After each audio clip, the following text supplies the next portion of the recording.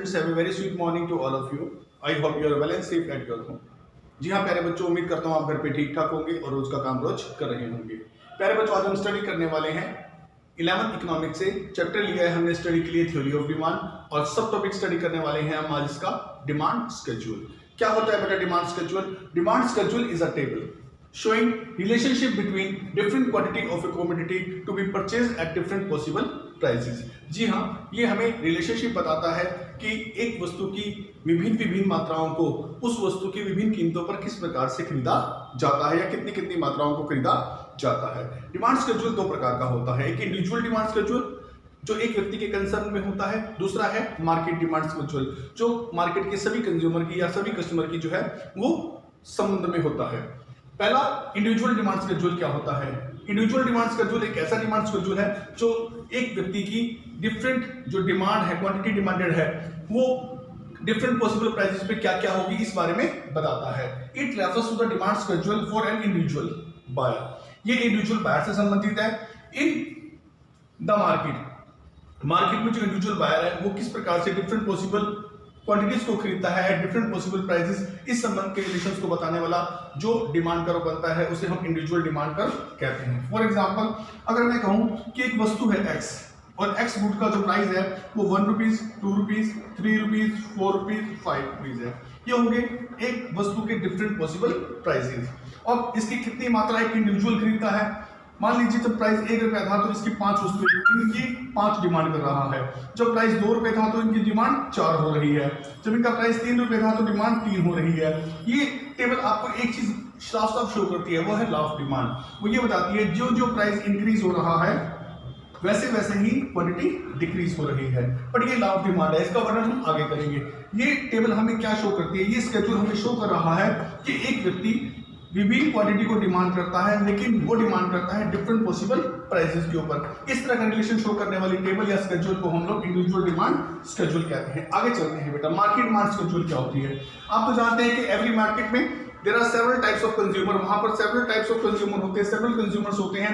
और ये market demand schedule क्या रिप्रेजेंट करती है? ये रिप्रेजेंट करती है कि उन सभी कस्टमर की डिमांड डिफरेंट पॉसिबल प्राइसेस पर क्या क्या है, अर्थात वो सभी कस्टमर डिफरेंट क्वांटिटी के जो डिमांड करते हैं डिफरेंट पॉसिबल प्राइसेस पर, उसके बारे में जो है वो बताती है।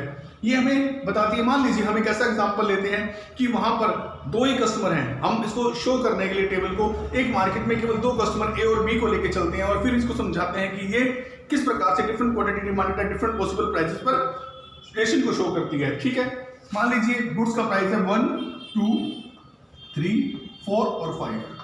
गुड्स के प्राइस 1, 2, 3, 4, 5 है और ए नाम का व्यक्ति जो है वो डिमांड कर रहा है एक्स गुड की ही 5, 1 रुपये प्राइस पर 5, 2 रुपये प्राइस पर 4, 3 रुपये प्राइस पर 3, 4 रुपये प्राइस पर 2 एंड 5 रुपये प्राइस पर 1। इस तरह से बी नाम का व्यक्ति 1 रुपये प्राइस पर क्वांटिटी डिमांड करता है 6, 2 रुपये प्राइस पर 5, 3 पर 4। ये भी आपको साफ साफ बताते हैं कि जो जो प्राइस बढ़ता है इनकी डिमांड घटती है। बट ये लॉ ऑफ डिमांड है, इसका वर्णन हम आगे करेंगे। लेकिन ये बताता है कि डिफरेंट प्राइसेस पर ए की डिमांड भी डिफरेंट है, बी की डिमांड भी डिफरेंट है। अगर ए और बी की डिमांड को जोड़ किया जाए 2 कस्टमर होने की वजह से कि मार्केट डिमांड जो बनेगी ये इन दोनों की ही डिमांड बनेगी, अर्थात मार्केट डिमांड आ जाएगी ए और बी की जोड़ने के बाद। अब 1 रुपये डिमांड पर ए क्योंकि 5 खरीदता है, बी 6 खरीदता है, टोटल मार्केट में डिमांड कितनी है? 9 रुपीज। मार्केट में डिमांड है 11 गुड्स की और 2 रुपये प्राइस पर ए खरीदता है 4 क्वांटिटीज, बी खरीदता है 5 क्वांटिटीज, टोटल डिमांड है 5 और 4 9 की। 3 रुपये प्राइस पर ए खरीदता है 3 गुड्स, बी खरीदता है 4 गुड्स, टोटल डिमांड है 7 गुड्स की। अब 4 रुपये प्राइस पर ए खरीदता है 2 गुड्स, बी खरीदता है 3 गुड्स, टोटल डिमांड है 5 गुड्स की। इस तरह 5 पर ए खरीदता है 1 गुड्स, बी खरीदता है 2 गुड्स, टोटल डिमांड कितनी है? 3। इस तरह मार्केट डिमांड 1 रुपये पर 1 रुपये की प्राइस पर 11, 2 रुपये की प्राइस पर 9, 3 रुपये की प्राइस पर 7, 4 रुपये की प्राइस पर 5 और 5 रुपये की प्राइस पर 3 है। क्या लिखा, क्या ये टेबल शो कर रही है? ये टेबल शो कर रही है कि different quantities are demanded by all the consumer at different possible prices.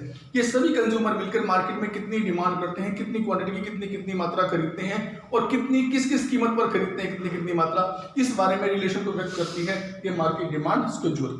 उम्मीद करता हूं बच्चों आपको समझ में आ गया होगा। ये एक व्यक्ति के कंसर्न में है, ये मार्केट के सभी कस्टमर के संदर्भ में है।